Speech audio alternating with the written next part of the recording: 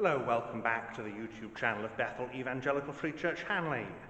This is another video in the Shropshire Hills Churches series, and we're here in one of the oldest churches in the Shropshire Hills, the Church of St. Peter, Stanton Lacy. It's also one of the biggest outside the towns. In fact, quite amazing that there is this big church in this little village. The answer, of course, is it was Anglo-Saxon minster. And the oldest parts of the building, so the nave here standing in the low part of the tower, part of the chancel at least, parts or older parts of the building, parts of the transepts, are Anglo-Saxon, about 1050. So this church is coming on for 1,000 years old. And listen to the acoustic, it's a wonderful, wonderful acoustic in here. It's been altered, of course, over the years. That's why these are pointed arches behind me. Quite a lot of alteration in the 14th century, and then, of course, the inevitable Victorian restoration. So we'll have a look around and see what we can see, really. And so, as ever, we start at the west end. Although the font isn't here now, but you can see it used to be there. Used to be there, and then not anymore. It's now over here in the aisle. And it's either a very shallow bowl that's been cut down. I suspect it's just a very shallow bowl. Very interesting. That's an internal portal. There's an external one as well. You can see here the archway that leads in. That is the old north doorway, blocked up, of course, as so often they were, because they didn't actually have any function. As I said, after the Reformation, you've got your roll of honour for the two world wars. There are those who are only 2 killed in action in the Second World War, but a good number gave their lives in the First, which is very, very typical, of course, very typical.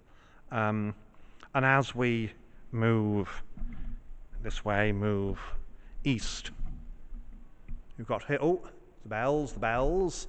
George II arms. Bells are ringing 5 o'clock because it is 5 o'clock. And we've got here a piece of woodwork, 2 dragons and a rose. 16th, 17th century, doesn't look any older than that, but very good. This arch, of course, is 14th century, and look, ball flowers. This is a classic 14th century decorative feature, ball flowers. You see a ball flower, unless you have very, very good reason to say this is Victorian. It's 14th century. It's a good diagnostic ball flower, very popular around here. You can find it in other parts of Britain as well. Herefordshire's got tons of them. Hereford Cathedral has possibly more ball flowers on the exterior than there are ball flowers in the rest of the United Kingdom, but I could be wrong. Victorian font, never mind. Blessed are they who hear the word of God and keep it. Christ flanked by a couple of angels on the front. The other panels are, I suspect, yes, they are blank. Organ, don't know who made it. It's a nice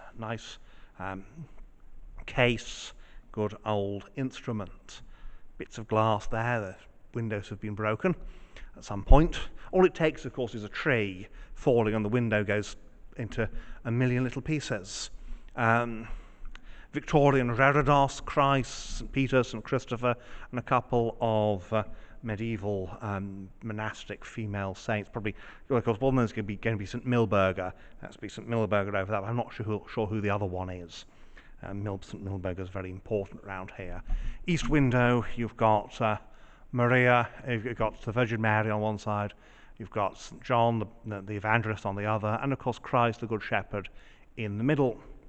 14th century piscina. Window here. In memorial window, early to mid 19th century. Memorial just has got the sun behind it, so I can't see what it is. It was Elizabeth, the daughter of William Swan, who was a former minister here. And then you've got the Reverend Samuel Newborough, who died in 1718. So west, nice electric corona there, when electric lights were intended to be decorative as well as functional. So back past the ball flowers, against ball flowers on the chancel arch as well. No ball flowers on the arches into the transepts, because they are deliberately plainer to say the important approach is all the way up there. Now there's the south transept, that is blocked. The north transept, rather, that is now the vestry, so that's inaccessible. The south transept, the north transept, south transept, getting confused here. The south transept, that's where we are now. In the south transept, we have a nice window. This is to the Honourable R.H. Clive MP, and there he is in the middle with Faith on one side and Charity on the other, and Charity has her hands full with three children, as is typical representation. But the Lord redeemed the soul of his servants, and none of them that trust in him shall be desolate. And we have a nice little piscina here. You can see the drain there. This is also 14th century. Yes, R.H. Clive, Robert Henry Clive, was MP for South Shropshire, 1865 to 1870, and of course he died in 1870, so there we are. But it's a very interesting window, that one. And there, west to the font, and we again got a window that's made up of bits and pieces. And as we go down here, being careful with the pews, and all the seating here is Victorian. There's another one of these really good windows at the west end, and it shows St. Peter and St. Paul. They're often put together, of course, the two great apostles, the two lead apostles in the book of Acts. And I can't really see, can you, because the light is streaming through, but there we are. I just take my word for it. So here we are inside, lovely ball flowers again. I mean, decorated, but not overly decorated. So that's the inside. Let's have a look around the outside now. And so here we are outdoors now at Stanton Lacy. You can see behind me the tower and the nave. We'll have a look around the outside and particularly point out the Anglo-Saxon elements here. It's very interesting. It's unusual to find a church really this old and this big. So let's have a look around. And one of the things here, of course, is that we've got to work our way around the actual planting and graveyard and gravestones and things. But you can see here that the Anglo-Saxon tower comes up to about above the clock, and then above that is later. You can see a join there where the aisle has been built on to the transept. So that's that. We'll then have a look around around the chancel, rather, which of course is slightly smaller and is all behind all those trees. So we've got to go in a bit closer. And as we go in, we'll see there's a couple of 14th century tomb recesses in the chancel, and they have memorials in there. We've got to be slightly careful about tripping over things, and because it wouldn't be very helpful. So here we have a tomb recess with an eroded effigy in it. There's an eroded effigy in the other one, but it's all covered up. It's hard to tell what they were, but obviously human effigies. Priest's door there. And we then carry on around the east end. Around the east end. And obviously this has been extended at some point.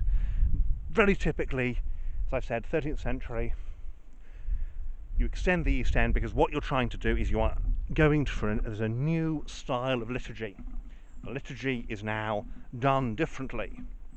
So here we are, you can see there the old roof line there on the tower, the steeper pitch, typical of course of Anglo-Saxon roofs, and very useful in a wet climate. And here of course in the hills is quite a wet climate.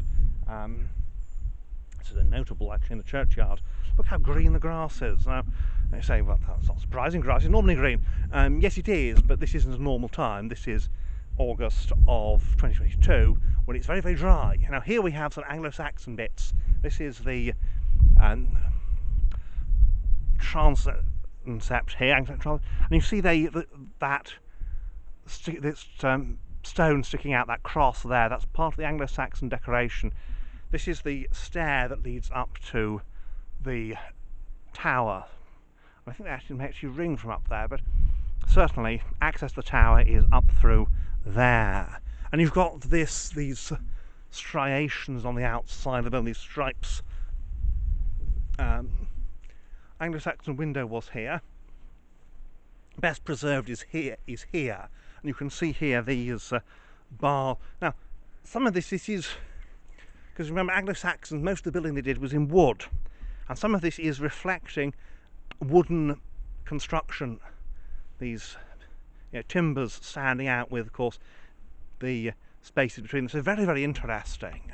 And here we have the the north doorway, and a cross above it. So very simple decoration, but it's a big church. Would have been the space between the stripes would have been plastered and painted white. So you'd have had this very striking effect. It would have been much more impressive as built than it is now. And then of course they added this aisle on in the 14th century because they needed it. But it's a lovely building and incredibly ancient. And quite incredible, there we have the war memorial outside, and very typical. And there's another couple of niches there, tomb niches, but one of them just has a grave slab in it, but there's nothing in the way of effigies or anything. So that is outside then here at Stanton Lacy. And so there we go, Stanton Lacy, St. Peter's. Well, thank you for watching. I hope you've enjoyed this. I enjoyed going to this lovely Anglo-Saxon church. And yes, this day visiting is over, so I shall head home, and may God bless you and keep you until next time.